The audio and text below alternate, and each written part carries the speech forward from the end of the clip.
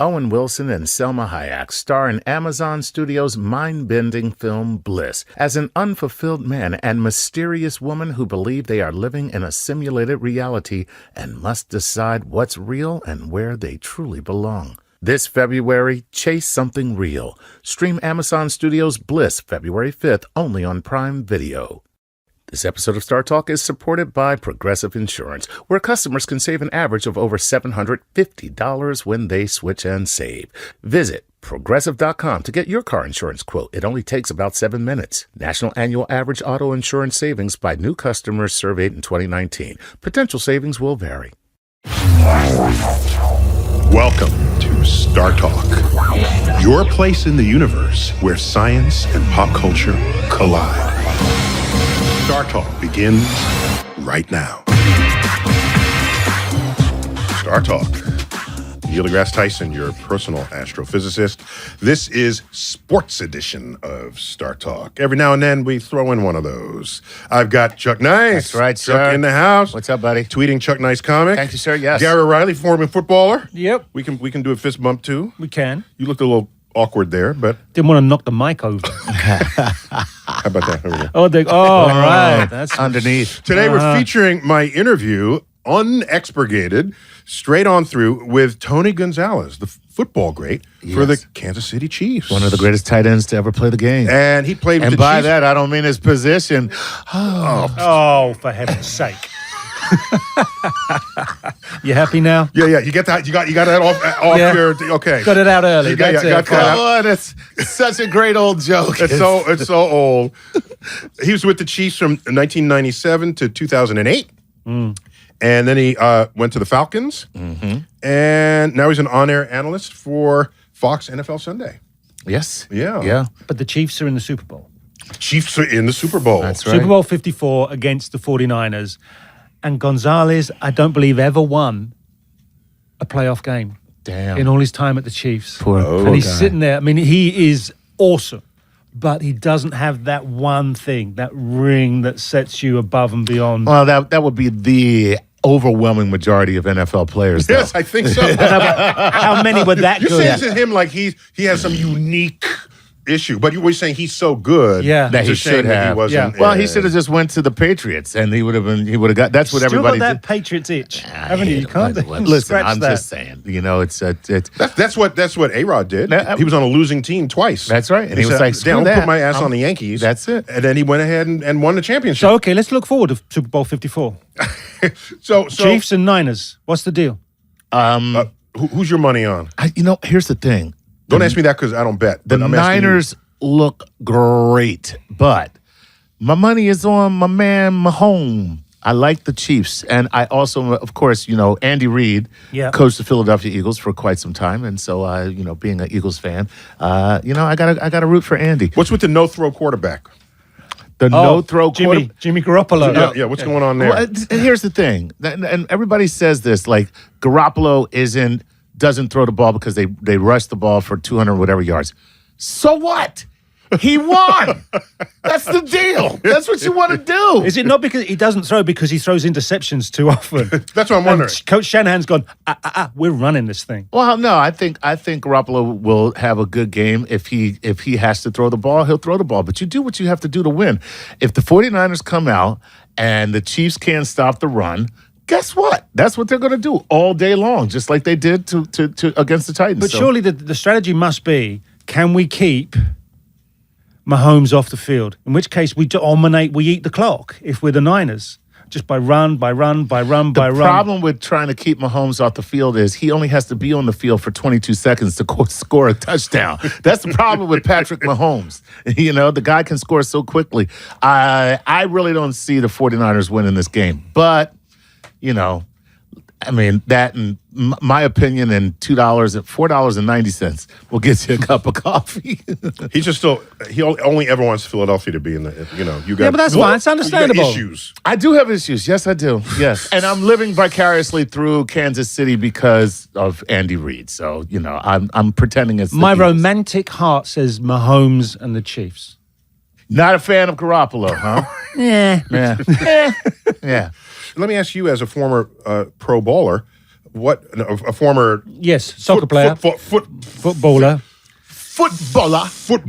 Yeah. Yeah. If you're never on a championship, but you're really good, how does that affect you? It'd break your heart. Yeah. It will. Yeah. Wow. We're sorry. Do you want to get traded, or you want to up the game of the rest of your players?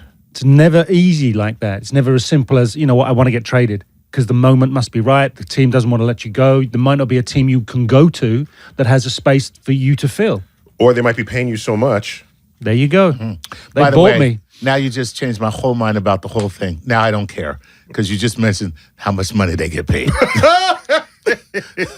Go cry in your money. That's what I say. Yeah. Take your losing ass and cry, Go on cry your pile of millions of dollars. money. Right.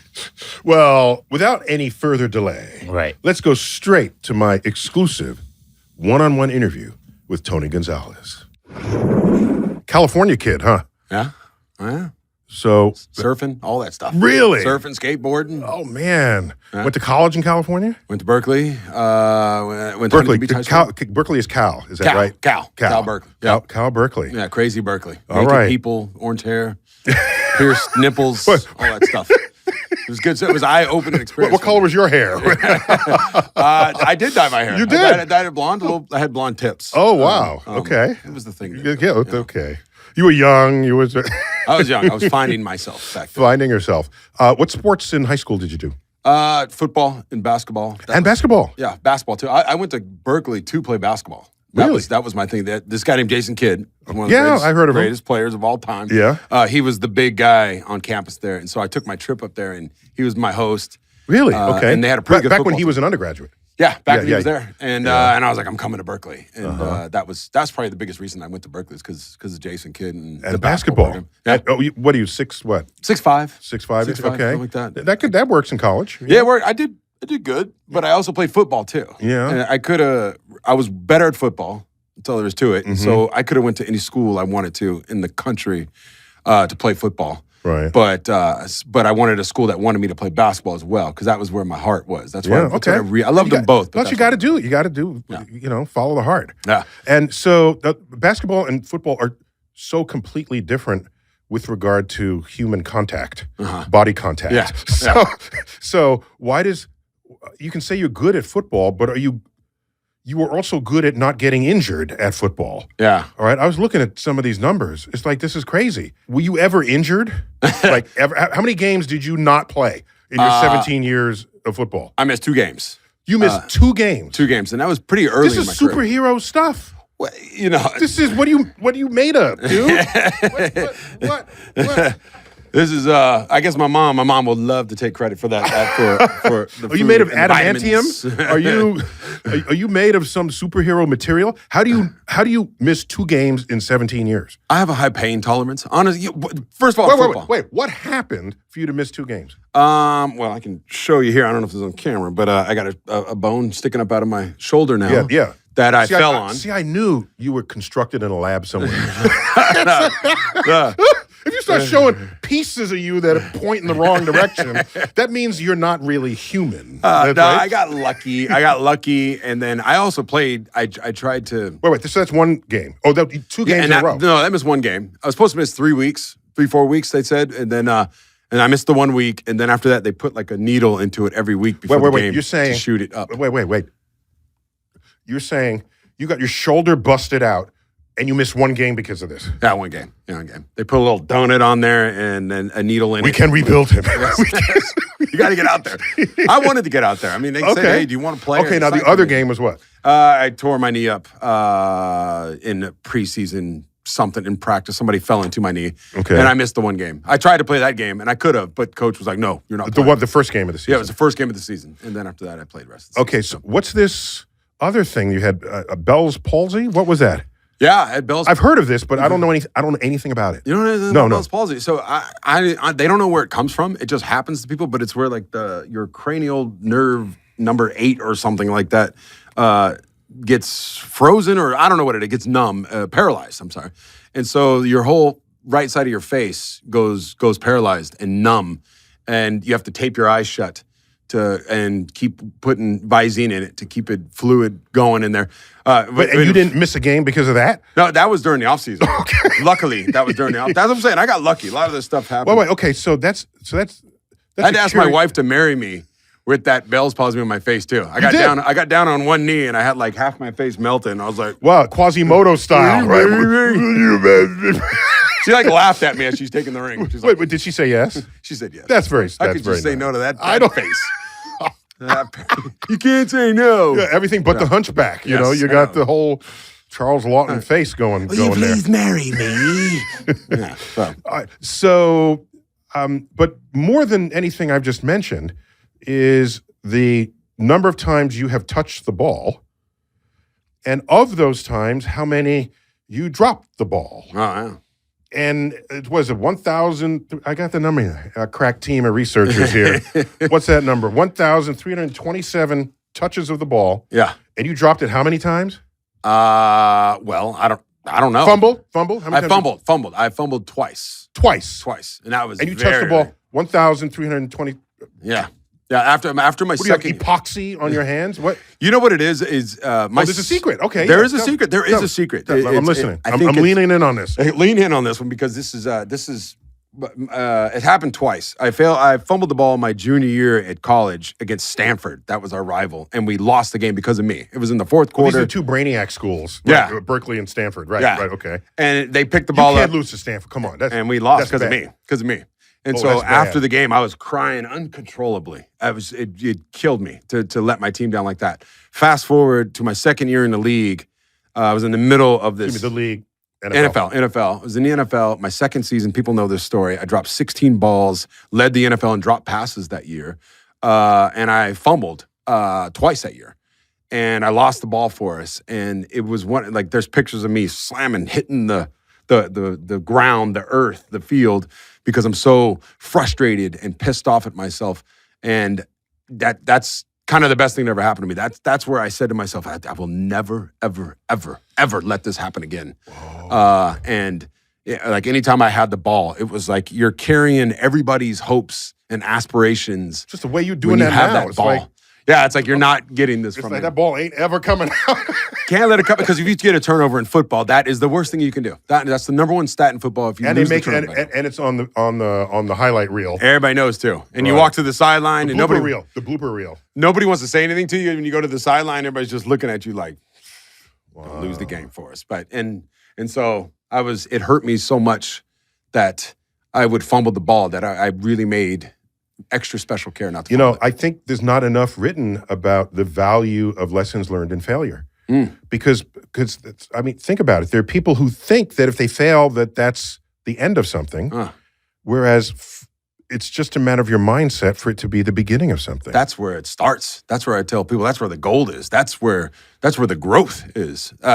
And I think the harder your failure is, first of all, that means you're putting it out there too. Like if you go for big dreams, when you fail, now it's on a grand scale. Everybody notices it too, which can hurt even more. But I think that's where you make your bones. That's how you get better. Everybody that I've ever sat down with who's achieved greatness has usually gone through some terrible times, some really tough circumstances. They got stories. Okay, so then what about the fact? How old are you? Do you mind if I ask? I'm 43. 43. Yeah. Okay, almost old enough to have grown up at a time where kids were not coddled the way they are today. Mm-hmm. You go on the playground today, there's like sawdust on the thing and rubberized things. When I went as a kid, you play on the monkey bars, it is cement on the ground. It is cement.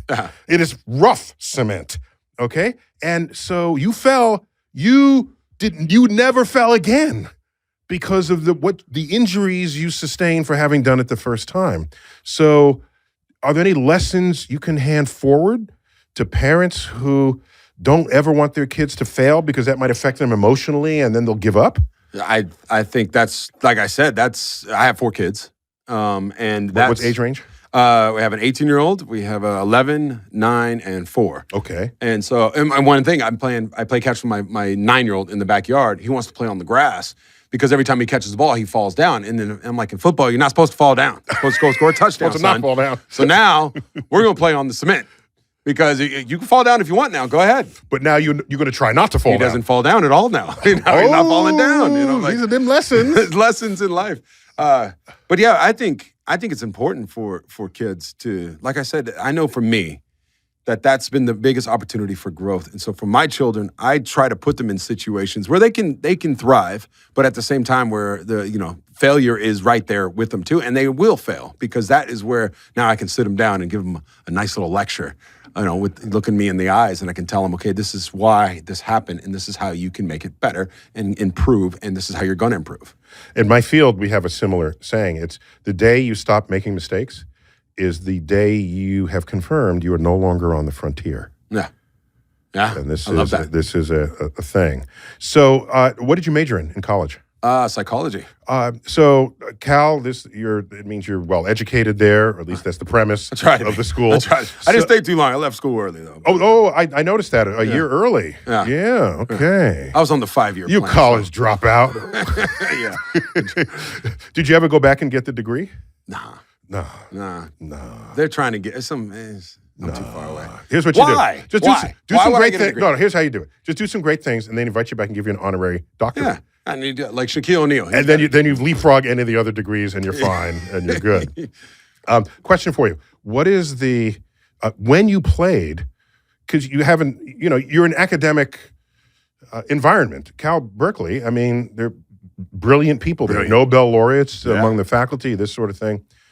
Were you ever thinking about your performance analytically, about the physics of it or the math, or were you just doing what felt right? I was just doing what felt right. Back then, I was Neanderthal. It was just Really? throw me the ball. Let's go score.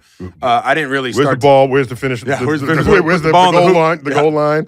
That was it. And really, I hardly did that. I mean, anyway, studying the playbook, I wasn't that good at it. And all this. So it was primal. It was just talent back then for me. Primal talent. And as I got older, that's. But tell me, but you did go to the gym. You did do, wind sprints. You did work out. Yeah, but it wasn't that concentrated effort that I approached the game with later in my career. That was kind of forced on me. After I dropped those balls, by the way, that's where my love of reading came. I never bought a book before that year, that devastating year. It was devastating to me, too, to lead the NFL and drop passes my second year in the league and got benched twice. But it's also what's brought me here. Like, I don't think I'd be sitting here if I didn't start educating myself and start reading. So just to be clear, book. so a drop pass is you should have caught it and you didn't. I should have caught it. And a fumble is you're running in full possession of the ball and it pops out of your arms. It pops out. They knock it out. They knock it out. Yeah. Which is just embarrassing. It's just embarrassing. And you can get benched for doing both, which I did. I got benched. You got your ass for benched. doing both. Yeah, coach is like, go sit on the bench. You're not good enough right now. And maybe we'll see what happens next week, which is devastating. That's got to hurt. Getting booed by the home crowd, getting written up in the papers, that is devastating. I don't know how much criticism you've had, but getting written up in the papers, it doesn't feel good, especially if emotionally. I was 22 at this point. I wasn't ready for that. And I took it to heart. Especially, I always tell people, the worst thing, I think I was in a bad situation because I was doing everything I could to be great. And I was not drinking, I was not partying, I was in the gym, I was studying film, I was doing everything great, and it still wasn't working for me. That was so frustrating for me, and that really hurt. I mean, I'd go home and I would cry about it. And isn't that how champions are made? Thing. Yeah, I think so. It's got to be so painful that you've got to rectify it. Yeah. In whatever way you can. Yeah.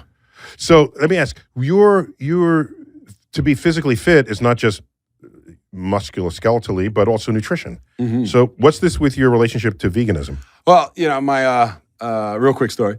I think it's about my 10th year in the NFL. We do an annual physical. 10 out of 17. 10 out of 17. That's a crazy long number. Yeah. If I looked this up, am I right? Oh, it's absurd. That's out of control. There's no reason to play it that long. That's out of control. Okay, go on. Uh-huh.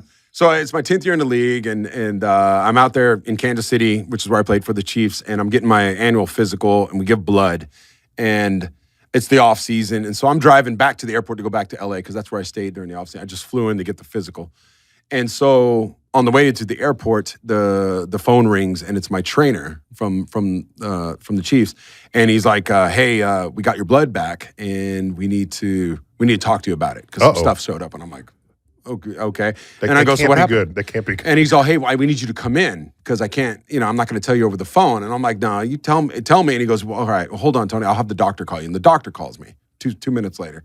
And the doctor says, hey, Tony, we found some stuff in there. I need you to come in and talk to you about it. And I'm like, screw you. I'm going to the airport. You can tell me over the phone, if anything. And he goes, well, it turns out your white blood cell count is really low, like extremely low. And he gave me the number, 12 out of whatever it was. And he goes, it looks like leukemia. And my heart just dropped.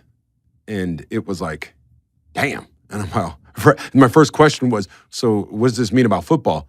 And he goes, don't worry about football right now, Tony. This is something that's way different.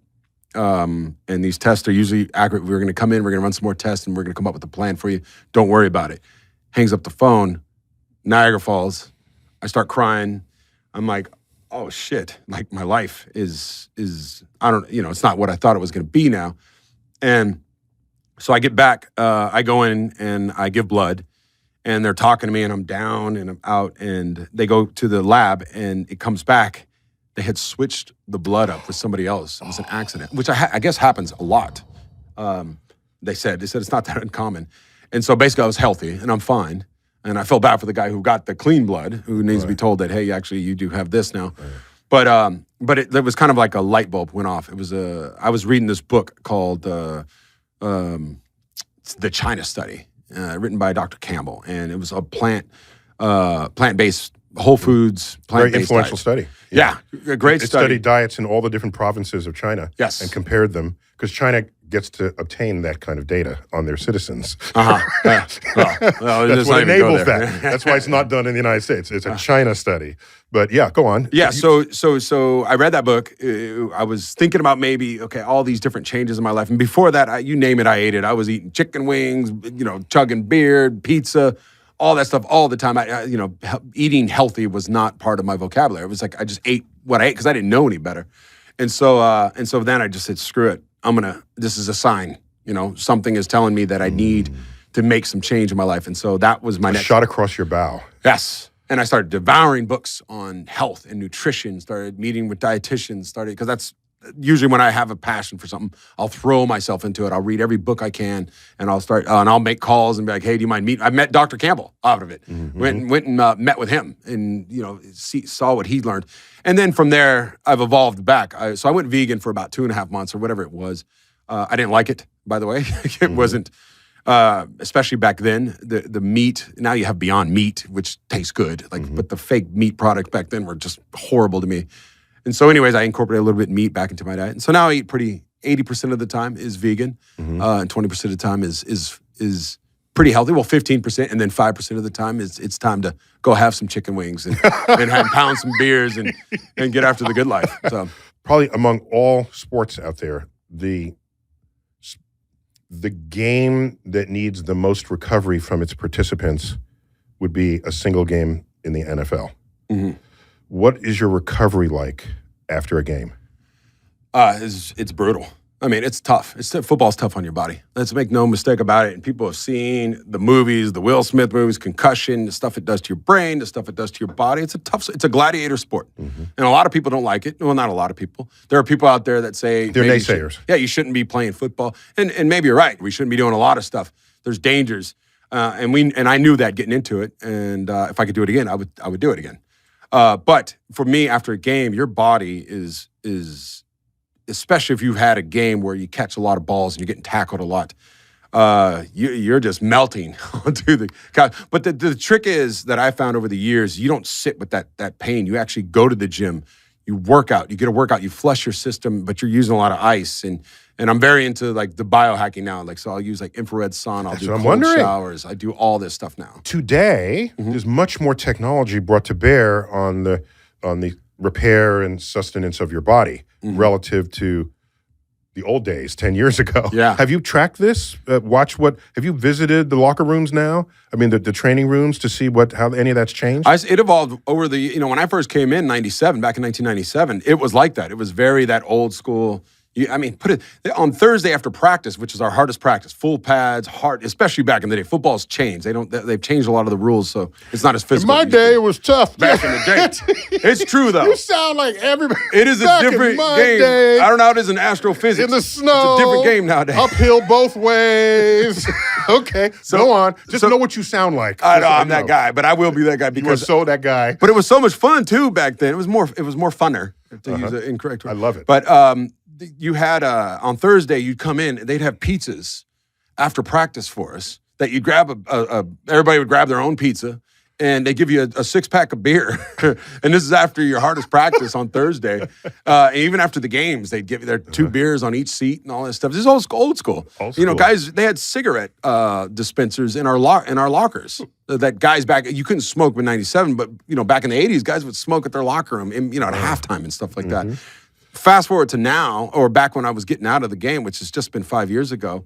Now they got like whirlpools, they got massage therapists, they have dietitians, they have nutrient timing, they have hydration techniques, they have these little lasers and infrared saunas and all these different things to help you get the best out of you. Chips that monitor you on the practice field? Yeah, they have the chips for your monitor your heart rate. They have concussion protocol where you do this little program at the beginning of the season to see where your baseline is. So if you do take a shot to the head, you have to go take this test on the sideline. What? So that's how they get people out On of the there. spot? Yeah, right now, on the spot. That's why some guys will leave and they'll be like, I'm fine. And they are fine. They feel normal, but then when they take the test on the sideline or whatever, they go back in the locker room and they see their baseline compared to their baseline. They're like, no, you're done, and give me your helmet. So they're making the game a lot safer, which they're trying to. You'll never make it ultimately the safest thing, but that's not football then. In Star Talk, there aren't many astrophysicists in the world. In fact, you can do the math. It's actually literally about 1 in a million. So I'd like to give my guests a chance to ask me one question that they may have harbored their whole life, that they never had the chance to ask. Now, I was delighted to have appeared on your podcast. So you asked me 1,000 million questions on that. Yeah. For anyone who wants to see those, go to his podcast. Yeah. But right now, is there some other question about anything that you've been harboring? Well, I asked you on my show a little bit about it, and I'm obsessed with quantum physics and like the double slit experiment, how you'll look at certain molecules or neurons or whatever you want to call it, or protons, right? And you look away and they'll be in a different place. And where do you think that quark or whatever, where does it go? When I look away and it's now in a different place, where did it go? You're asking very rational, sensible questions. So, nothing wrong with where you're coming from. The problem is the quantum, all right? Quantum physics are rules of the universe that manifest most visibly at the atomic level and the nuclear level. And at that level, you have no life experience seeing it, thinking about it, knowing about it. What is our life experience? Macroscopic objects. We didn't evolve to understand the quantum because it is not accessible to our senses. What is accessible? If a lion is chasing you, yeah, you're going to run the other direction. There are fundamental things about your survival that we're good at. But thinking creatively about the quantum is not among them. And so we have come to learn that the experiment is the reality, not your perception of reality. The experiment. And the experiment says the particle does this, that's what the particle does. Period. But how did it get there? You could ask that, but all that matters is the results of that experiment. And you know something? We know how particles behave under the influence of the quantum theory. And that is what has enabled the creation, storage, and retrieval of information in the modern IT era. There is no computing without an understanding and exploitation of the quantum. Do we understand why a particle jumps from one place to another, materializes out? No, but we can predict it. We know exactly what's going on in that experiment, but you want to ask why. And I don't want to fault you for that, But I'm going to tell you that it's not clear if the why is even the right question to begin with. Just because you can ask a question doesn't mean it's legitimate in the exploration of the universe. Some things, it just is. Now, with looking at something and have it being in another state, that's not as weird as it sounds. I'll explain. We're in a studio, you're illuminated by these lights. You're a strapping, full-grown adult. These lights are hitting you and bouncing off of you, enabling us to take pictures. There you are. You're still there, whether I turn on the lights or not. Let's make you smaller. In fact, let's make you the size of a particle. Well, how do I know that the particle is there? I got to turn on the lights. I turn on the lights, the photon hits the particle, knocks it over there. My very act of trying to observe the particle changes the state of the particle.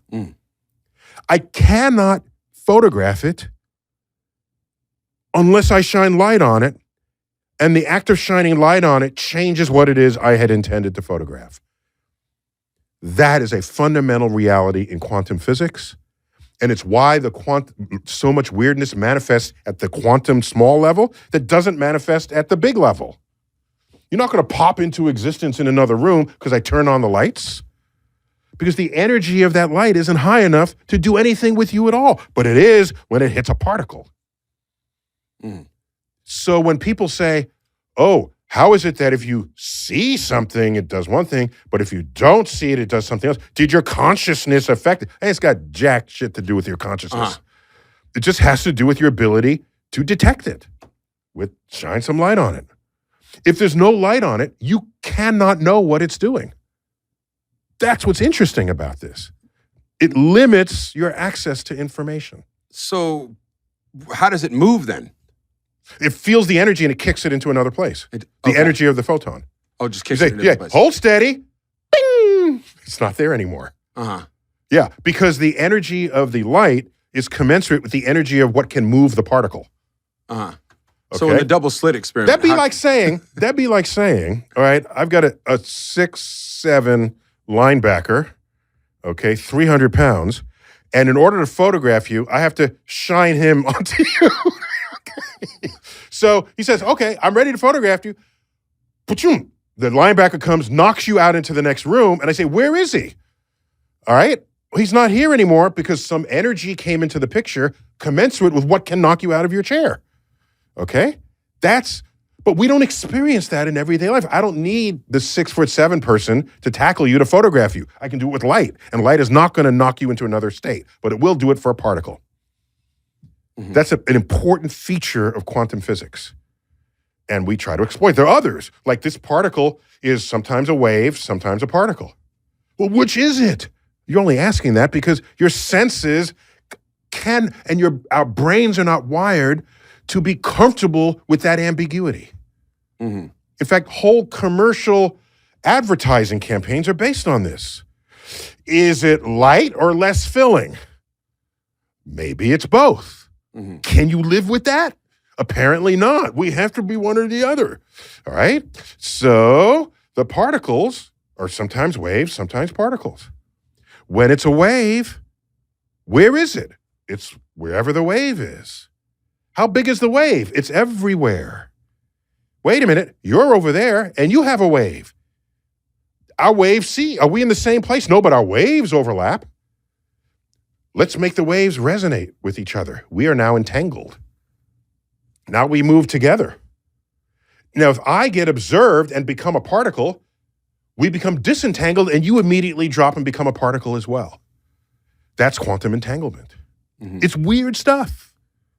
But it's been said at the dawn of quantum physics, no one ever actually understands quantum physics. You only ever grow accustomed to what it is. So don't lose sleep over it. Can I ask you one more question? All right, real quick, go. Real quick.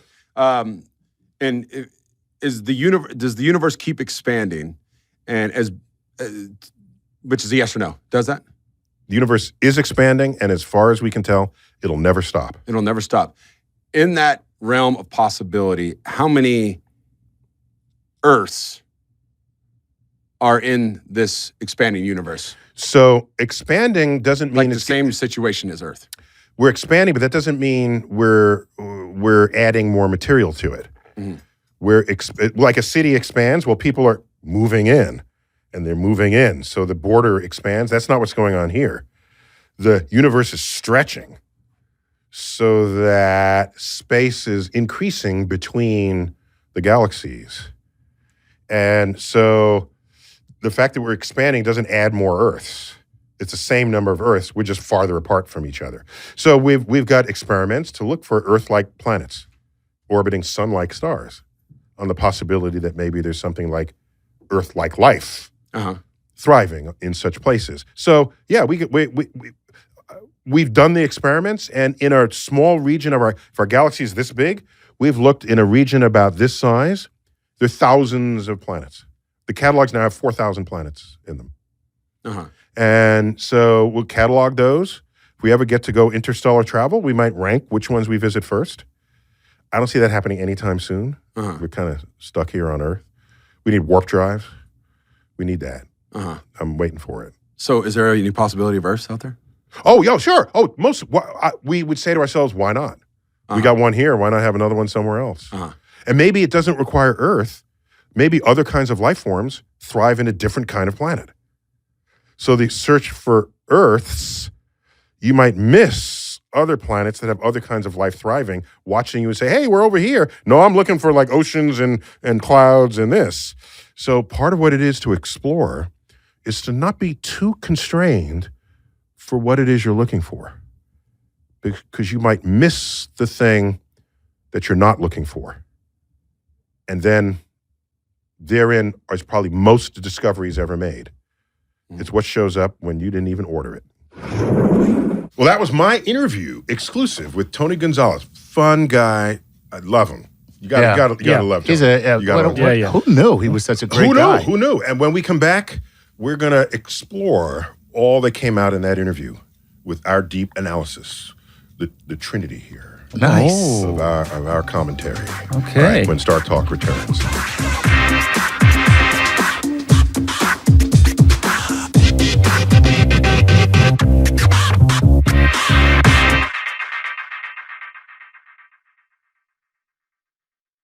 Are you always taking care of your family? Do you often take care of others and not yourself? Well, now's the time to take care of yourself, because you deserve it. Teladoc gives you access to licensed therapists to help you get back to feeling your best, to feeling like yourself again. Sometimes we don't know how much we need to talk to somebody. Take it from me personally. During the entire pandemic, I have had virtual sessions, and it has been such an incredible help. Now, with Teladoc, you can speak to a licensed therapist by phone or video. Therapy appointments are available 7 days a week from 7 a.m. to 9 p.m. local time. Hey, maybe you're feeling overwhelmed. Maybe you feel stressed or anxious or depressed or lonely, or you might be struggling with a family issue. Teladoc can help. No need to wait months to get a therapist. Teladoc is committed to facilitating great therapeutic matches, so they make it easy to change counselors if needed for free. Teladoc therapy is available through most insurance or employers, and individual plans are also available. Download the app or visit teladoc.com/StarTalk today to get started. TELADOC.com/StarTalk. You know you're ready to earn your degree, but you need a university that works with your busy schedule. At WGU, their programs were built to be flexible. WGU offers a quality degree program that's affordable, flexible, and even makes it possible to graduate faster. You can earn a respected bachelor's or master's degree for under $8,700 per year, fees included. What? What year is this? See what WGU's competency-based programs can offer you. There are no set login times and 24/7 access to most coursework, so that means you can earn your respected bachelor's or master's degree on your own time. WGU's low flat rate tuition covers as many courses as you can complete each term. That means you can use what you have to get what you want. Take your skills and use them to graduate faster. Get your $65 application fee waived at wgu.edu/StarTalk. That's wgu.edu/StarTalk for your $65 application fee waived.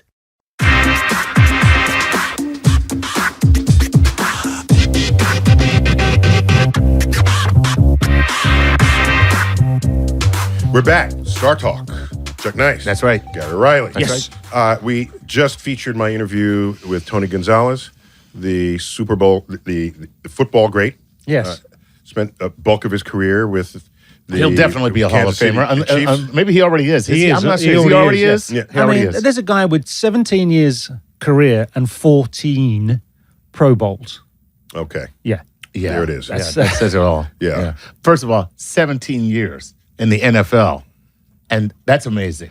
He missed- Well, I have a technical question. yeah. If you're good enough to be in the Pro Bowl, but you don't play in the Pro Bowl because your team went to the Super Bowl, Right. do you still count as a Pro Bowler? Yes, because Even if the you didn't play selection in was it. already made. Yeah. Even if you didn't play? Even if Yeah. you didn't play, you're still a Pro Bowler. Okay. Yeah.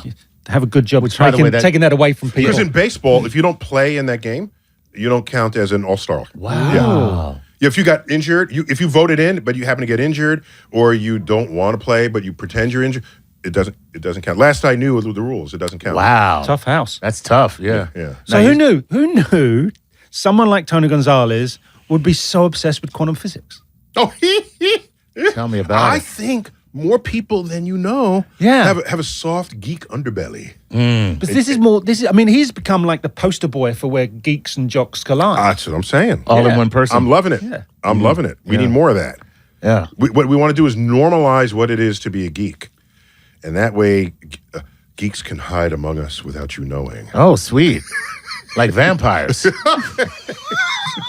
There's vampires. Well, in astrophysics, we only come out at night. So, There you go. See, what I found really interesting was he says, "Yeah, I was just a Neanderthal talent. You just give me the ball, I get me a TD. I never thought about it. I never had to do this. I did the gym. I did this." He said, "But I never overanalyzed. And all of a sudden, the failure of certain things made him sit back and take account of himself." That I found the growth through pain, the growth through failure.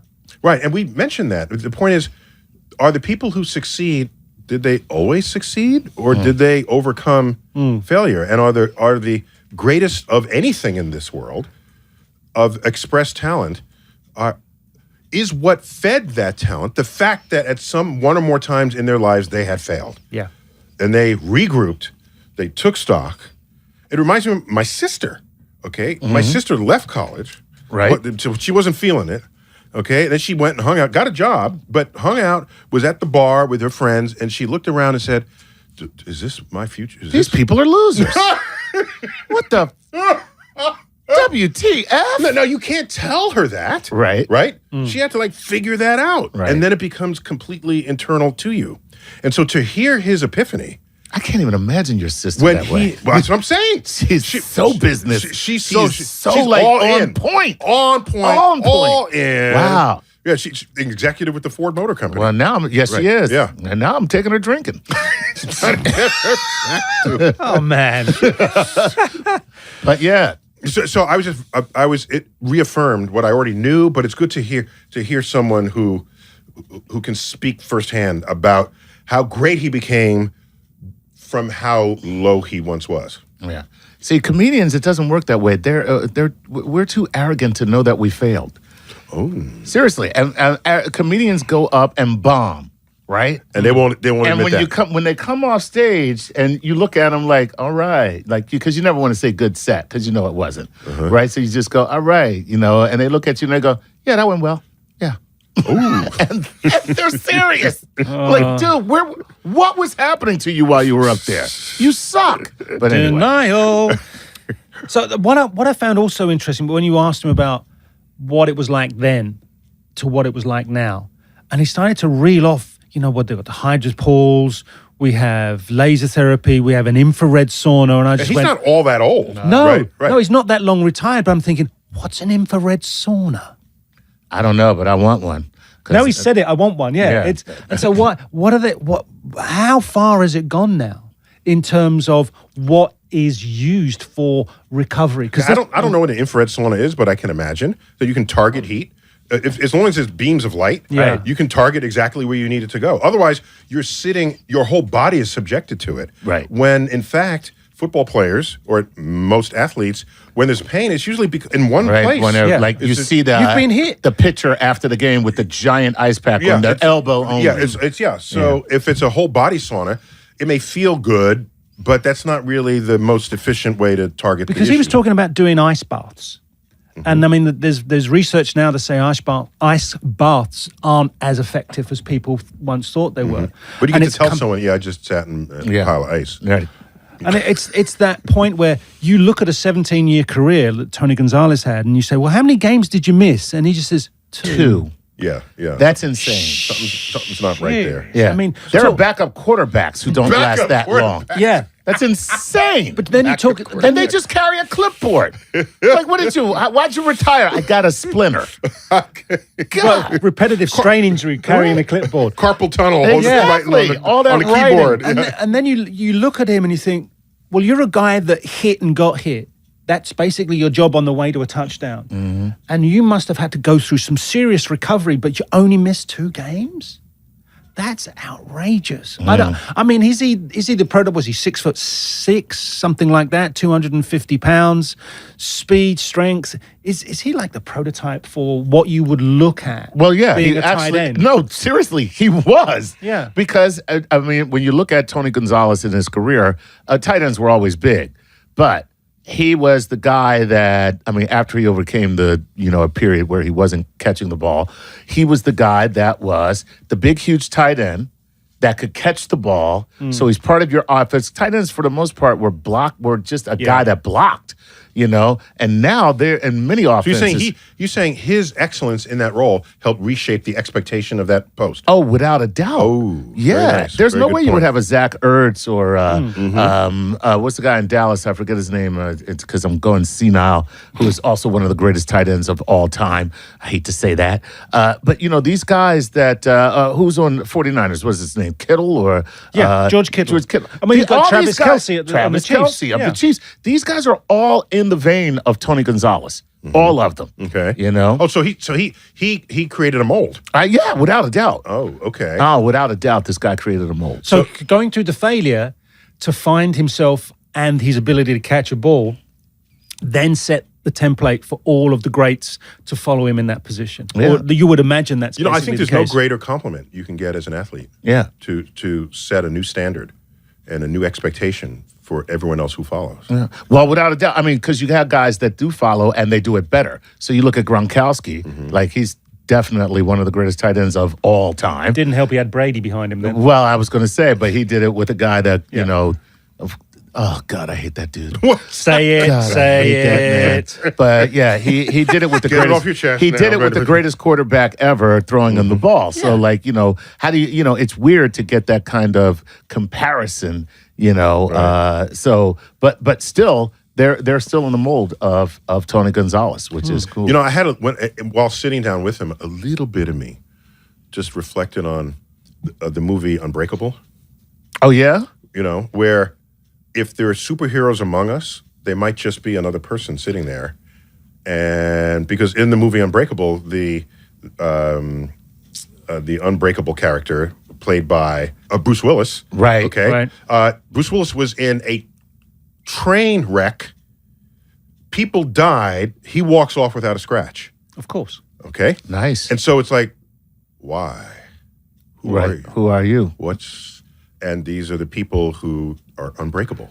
So are you saying And that you won't find that's those. his superpower? He's unbreakable, Tony Gonzalez. Do you know what he Well, said? no, I'm saying if you only miss 2 games and that's my point. Yeah. That you don't know if you're unbreakable until you're in a total disaster and you walk away scot Do free. you know what? I'm thinking about the interview now. That's why the Samuel L. Jackson character wanted to find the unbreakable person. So he set up all these disasters, plane crashes, so that the one person who walks away, that's the person. That's a bit extreme. This is an awful movie. no, it was These people are crazy. What a psychopath. I'm going to bring down a plane to see who survives. just who Yeah. survived. No one? Must have been the wrong plane. But what did Gonzalez But say? I felt a little bit of that during the interview. I But got what you. Gonzalez said, with that dog whistle that makes your ears prick up, I have a high pain threshold. Now that's a size, speed, strength, focus And you in your don't feel mind. pain. And you know what? You can hit me and it don't hurt that much. Well, that's the guy that's going to be a I tight think end that most rises. athletes will say that, though. Oh, no, not all of them. So I've seen you do the Tom Oh, Brady that's right. Tom impersonation. Brady. I'd say, guys, they're hitting me, guys. That's my Tom Brady. guys, what's going on, guys? Well, plus soccer's notorious Yeah. for anybody getting clipped by an inch. Don't look at me in a bad way. And they fall over and hold their ankle Yeah. when nobody touched their ankle. Oh, yeah, Y'all are the worst. I don't even want to hear from you. Okay. I get You should have treatment. flopped right there when he touched you. Should have just flopped out like, If you touch me, you get a twisted sock. You need treatment. Broken eyelash. That's it. That's at least 3 games out. Broken eyelash. Yeah. So then when you look at the guy and you say, well, if your body makeup is you've got this threshold for pain, it's like, whoa, that's outrageous. All right. You're going to be the Samuel L. Jackson. I want to be looking for the guys who can suffer pain a lot Right, yeah. because they're the guys I want on my team because I haven't got to worry about them not being ready for the next game. Yeah, but is there ever really a professional football player say, Coach, I hurt today, I'm hurt, right. so I don't want to play? I don't think that's what. I think they have too much. That's not a pain thing. That's heart. That is their own self. Okay. And I'm not going to put a name to anyone. I'll just put that's. all I the know heart. is I look at guys like Tony Gonzalez and Gronkowski and, all of these huge men that are playing this game. And I thank God for football because without this sport, they would be criminals. Unstoppable. criminal. Unstoppable super criminals. Okay? And in a lawless land, these were the guys that were riding around on horses, pillaging villages. They would own the countryside. Exactly. This was the guys. So I'm just happy that these dudes Are we going have... to end this program on that note? Yes! 'cause football players, thank God for football. Don't ever ban this sport because we're all safer with them on the field.